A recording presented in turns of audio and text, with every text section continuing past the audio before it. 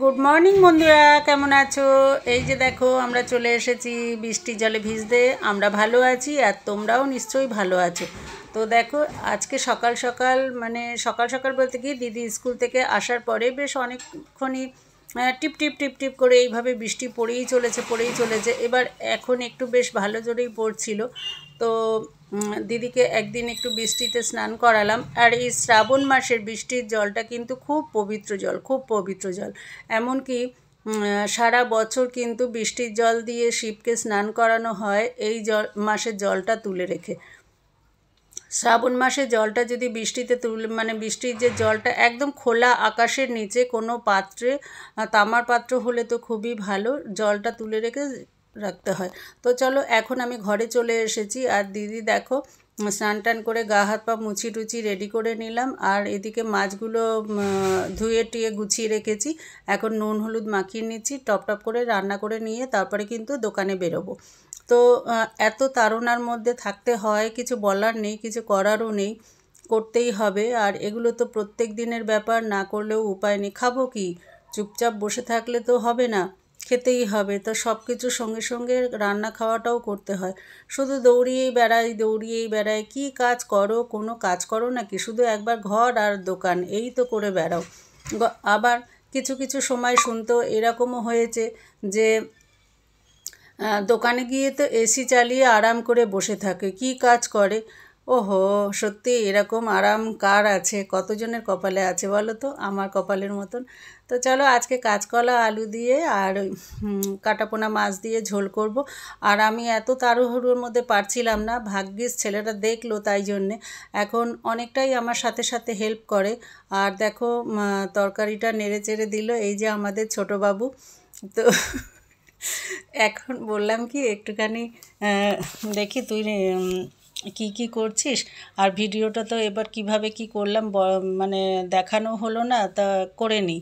প্রথম প্রথম তো খুবই লজ্জা পাচ্ছিল। দেখো, ঘাড় মোটে ঘোরাবে না, বললাম একটু মুখটা ঘোরা দেখাই, তো কিছুতেই তো কথা শুনবে না। অনেক ঠেকা সাধ্য একটু মুখটা ঘোরালো। তো আমাদের ছোট বাবু তো হাসিতেও মানে জোর করে ভেতর থেকে একটু আসলো, লজ্জা পাচ্ছে আসলে, একদম ক্যামেরার সামনে আসতে চায় না।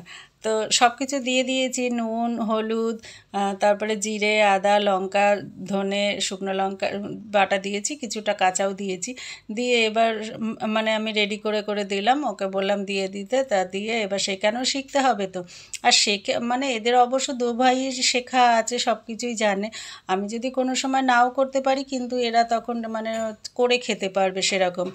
আর দুই ছেলেই আমার সব কিছুই জানে, ঘরের সমস্ত কাজ করা থেকে সমস্ত কিছু জানে। তো মোটামুটি সব কিছু দেওয়া হয়ে গেছে, কষানো হয়ে গেছে। আর যেহেতু কাঁচকলা, সেই জন্য বললাম। তো যাই হোক, এখন ছেলে রান্না করছে, ওটা মানে পরম সৌভাগ্য। এবার যাই করুক, যেমনই করুক, মানে খেতে তো পারবো, এটাই আর কি। তা মোটামুটি ভালোই পারে, খারাপ হয় না। যখন যেটা রান্না করে খুব সুন্দরই হয়, মানে আমার থেকে স্বাদ বেশি হয় আরও। তো এবার ঝোল টোল দেখো ফুটে গেছে, আর মাছটাও কিন্তু এবার দিয়ে দেবে। আর খুব ভয় ভয়ই কাজ করছে, আমি বুঝতে পারছি, আর টেনশন কাজ করছে যে এই বুঝি মনে হয় কী হলো না হলো, কেমন হবে না হবে। তা আমি বললাম অত টেনশানের কোনো দরকার নেই, খুব ভালো হবে, সুন্দর হবে। দেখো ঝোলটা কত সুন্দর হয়েছে। আর এইবারই আমরা খেতে বসবো, খুব তাড়াহুড়ো করছি। 2টো বেজে গেছে, খাওয়ার টাইম তো দূরের কথা, আমার দোকান থেকেও ফোন এসেছে, কাস্টমার ফোন করেছে, ডাকছে। তো এখন চটজলদি খেয়ে এবার দৌড়বো। আর দিদির জন্য শশাটা কেটে নিলাম। আর ও নুন দিয়ে মেখেছে, সেটা আমাকে একবার টেস্ট করে দেখতে হবে।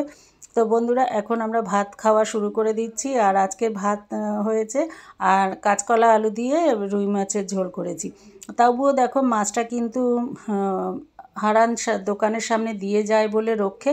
আজকে দোকান বন্ধ ছিল বলে সেই জন্য বাড়িতে এসে দিয়ে গেছে। না নিলেও জোর জবরদস্তি কিছু করার নেই, নিতেই হবে। তাই ও দিয়ে যায় বলে মাছটা খাওয়া হয়।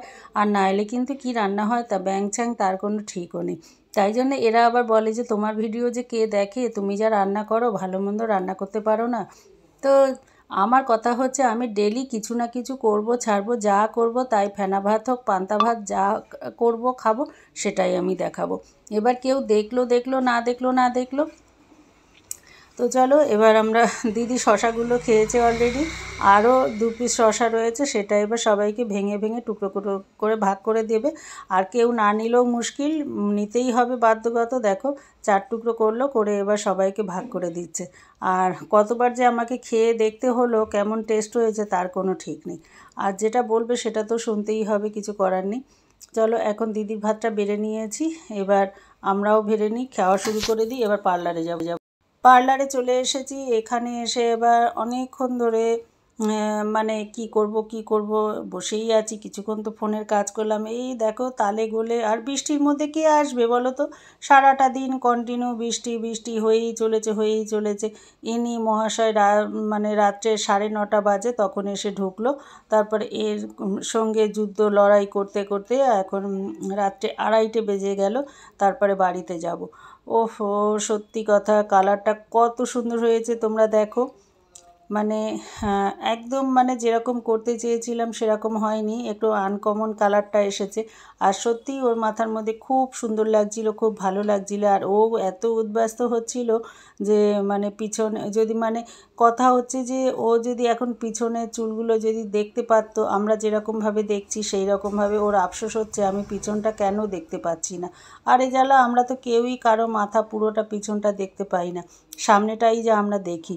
তো তোমরা তো দেখছো। তারপরে আমি আবার ওকে একটু ভিডিও করে দেখালাম, ফটো তুলে দেখালাম, তারপরে গিয়ে শান্তি হলো। তা খুব খুশি, মানে এত খুশি হয়েছে, আনন্দে তো লাফালাফি করতে শুরু করে দিয়েছে। খুব ভালো লাগছে ওর চুলগুলো সেই জন্যে। আর দাদাকে তো সমানে বিরক্ত করে যাচ্ছে, পাশে ওর দাদা আছে, ও আবার ফেসিয়াল করবে বললো। তা ভাবলাম যতক্ষণ বসে থাকবো ততক্ষণ কেনই বা বসে সময় নষ্ট করব, সেই তো আমার টাইম ওয়েস্ট করতে হবে। তো সেই জন্যে ওর ফেসিয়ালটাও করে দিলাম। তো আমি কখনো ঢুকে দেখি বাপরে বাপ 2:20 বাজে। এখন এবার তাড়াতাড়ি করে ম্যাগি বসিয়ে দিলাম, ম্যাগি বসিয়ে এসে তারপরে এবার গোপালকে ঘুম পড়িয়ে তারপরে এবার দিদিকে নিয়ে ব্যস্ত। দিদি কি করছে দেখি, এসে পড়তে বসেছে। বাবা কি পণ্ডিত, কি ম্যাগিটা ফুটতে ফুটতে গোপালকে ঘুম পড়িয়ে দেবো। তুমি বাবা তুমি এখন লিখতে বসেছো? দেখি কি লিখেছো? ওই দেখি বলো। অ আ হ্রস্ব দীর্ঘ হ্রস্ব দীর্ঘ রি ও লি এ ওই ও ও। বাবা থ্যাংক ইউ খুব ভালো। পরীক্ষা আছে বলে দিদির টেনশানে ঘুম হচ্ছে না। এখন রাত 2:30 বাজে, পার্লার থেকে আসলাম, এসে আমি তাড়াহুড়ো করে ম্যাগিটা বসিয়ে দিয়েছি। এসে দেখি সকালে সব ভাত খেয়ে দিয়েছি, এখন তো সব দোকান বন্ধ হয়ে গেছে, তাই এখন আমরা ম্যাগি খাচ্ছি। বাহ, তোমার তো বুদ্ধি আছে। অনেক জায়গা আছে। আচ্ছা ঠিক আছে, আমি ম্যাগিটা দেখে আসি। ওগুলো মাঝখানে পিসটা। ও এখন পড়তে হবে না, আর ছেড়ে দাও। পড়বে? এখনো পড়বে? 2:30 বেজে গেছে দিদি। না পড়লে আমার পরীক্ষায় তো ফেল হব, মিষ্টি খাওয়া হবে না, আমাকে অনেক বড় বড় ক্যাডবেরিও দেবেন না। তাই? আচ্ছা ঠিক আছে, যতক্ষণ মন চায়। আচ্ছা ঠিক আছে, যতক্ষণ তোমার মন চায় তুমি পড়ো। যারা ভালো স্টুডেন্টরা তারা কি করে জানো, রাত